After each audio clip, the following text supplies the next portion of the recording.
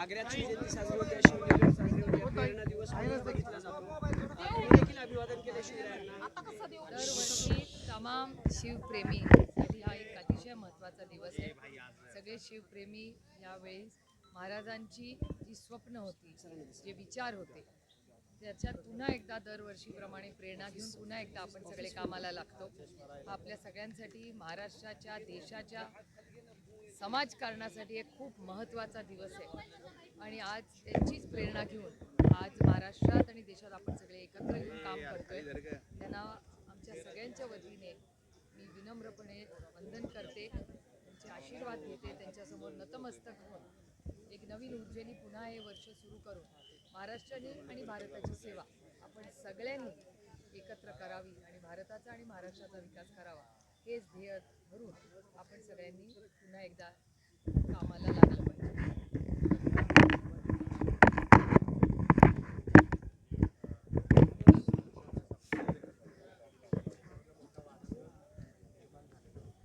असे वाद जेव्हा निर्माण होतात ना, तेव्हा मला अरुण जेटली साहेब आठवतात.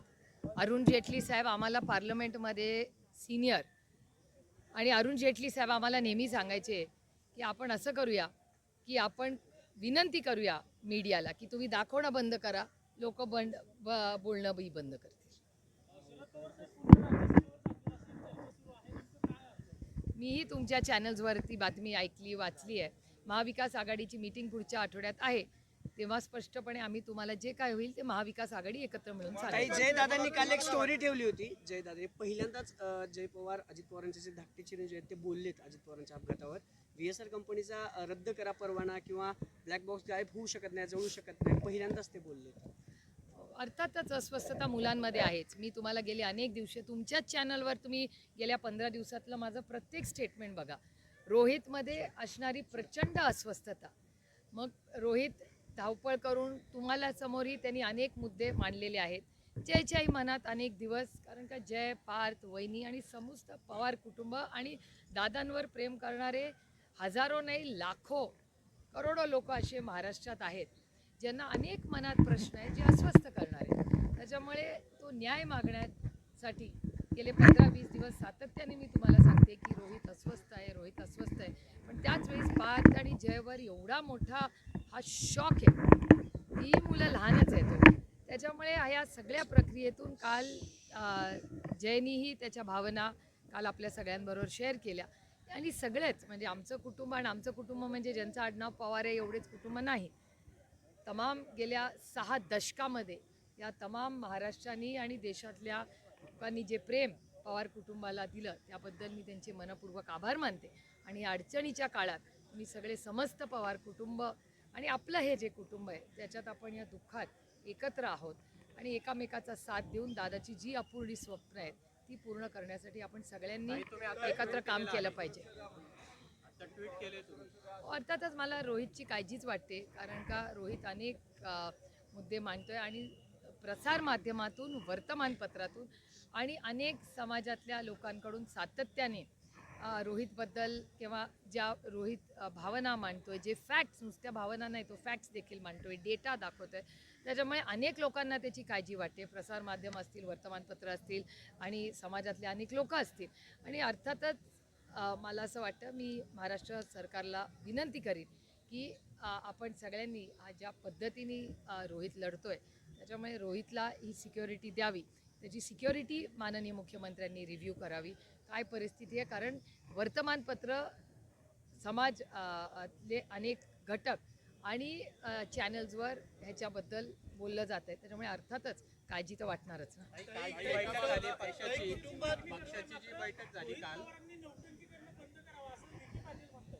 हे बघा, ही लोकशाही आहे, प्रत्येकाला बोलायचा अधिकार. कालची पक्षाची बैठक झाली, त्याच्यामध्ये विलिनीकरणाच्या चर्चांना ब्रेक द्यावा किंवा त्या चर्चा थांबून पक्षवाढीसाठी संघटना मजबूत करण्यासाठी कार्यक्रम आखावे, अशा पद्धतीची चर्चा काय झाली आहे? मी काल त्या मीटिंगला नव्हते, तुम्हाला माहिती असेल ना, तुमच्या मुंबईच्या बीटवाल्यांनी सांगितलं असेल ना, आणि तुमच्या इथल्या बीटवाल्यांनी माझं पुण्यातच काल मीटिंग घेतली, तर ऑब्व्हियसली बी नव्हते त्या मीटिंगमध्ये. ताई, विलिनीकरणाचा जो प्रश्न आहे ना, अमोल कोल्हेंना प्रदेशाध्यक्ष करायचं आणि अमोल कोल्हेंना प्रदेशाध्यक्ष करून राज्याचा कारभार ते हाकतील, तुम्ही दिल्लीत असाल, दादा महाराष्ट्रात नेतृत्व करतील, हे सगळं चर्चेत झालं होतं. मग नेमकं प्रफुल्ल पटेल असतील, सुनील तटकरे असतील, यांनी विरोध केला म्हणून हा सगळा विषय रखडला का? आणि जिल्हा परिषद निवडणुकीत तर जवळपास सगळे पक्ष एकत्र आले होते, त्या एबी फॉर्मवरती पण कुठल्या तरी नेत्याच्या सह्याच असतील. रामकृष्ण हरी. त्याच्यावर तटकऱ्यांच्या सह्या आहेत ना त्या एबी फॉर्मवर, म्हणून मला वाटतं काल अमोलदादा सविस्तर ह्याच्यावर बोललेले आहेत. त्यामुळे पक्षामधल्या एक ज्येष्ठ नेत्यांनी पक्षाचं मत आणि नुसतं मत नाही, जे वास्तव आहे ते अमोलदादा कोल्हेंनी काल सविस्तर तुमच्या सगळ्या माध्यमांसमोर मांडलेलं आहे. वेगळं मला काही बोलायची मला गरज आता या क्षणी ही वाटत थिअरी नाही. होती का की अमोल कोल्हेंनी प्रदेशाध्यक्ष व्हावं आणि राज्याचे नेते? आता अमोलदादा बोलले तुम्हाला काय काय आणि सगळ्यांना सगळंच माहिती आहे हो काय त्याच्यात.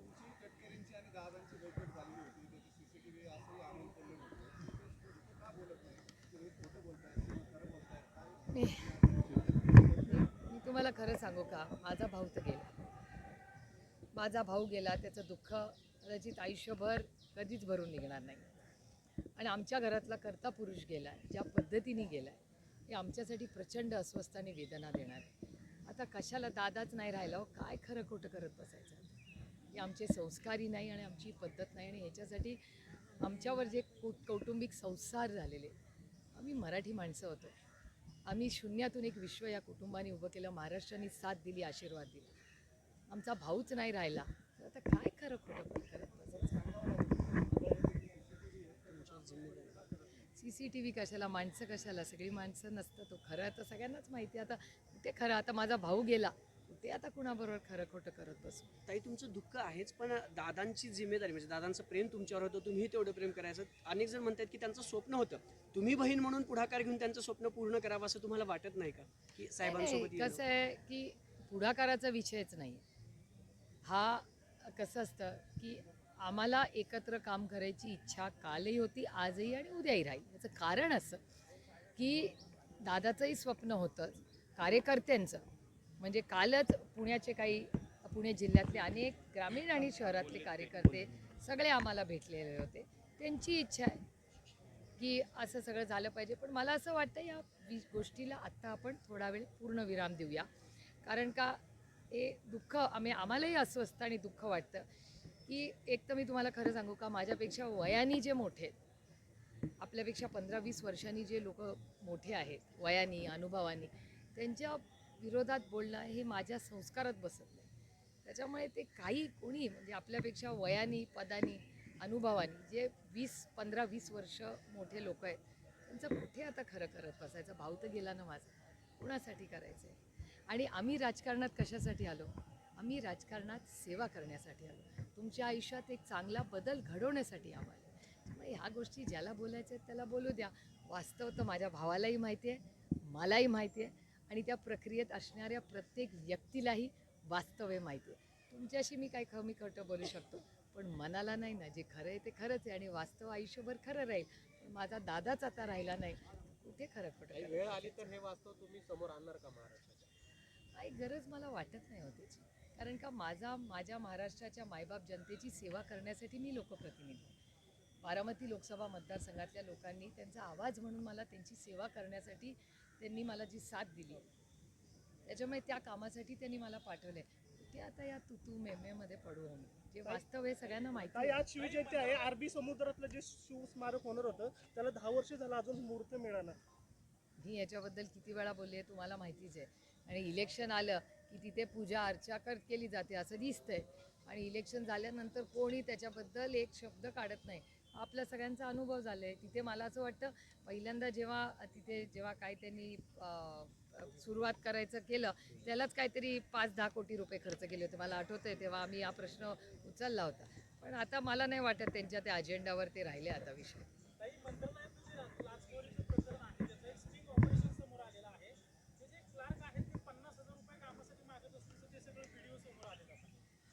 ते व्हिडिओ समोर आलेत तेही मी चॅनल्सवर पाहिले, पण चॅनलनी स्वतःच त्याच्यात एक फुटनोट लावली आहे की हे खरे आहेत का नाही ह्याची गॅरंटी आम्हाला नाही, असं त्या चॅनलनीच स्वतः खाली फुटनोट. त्याच्यामुळे त्याची काय आहे नाही आहे. आणि मी मागेही बोलले होते की ह्या सगळ्याची उत्तरं मला कसं विचारता तुम्ही? या देशाच्या माननीय मुख्यमंत्र्यांना विचारलं पाहिजे.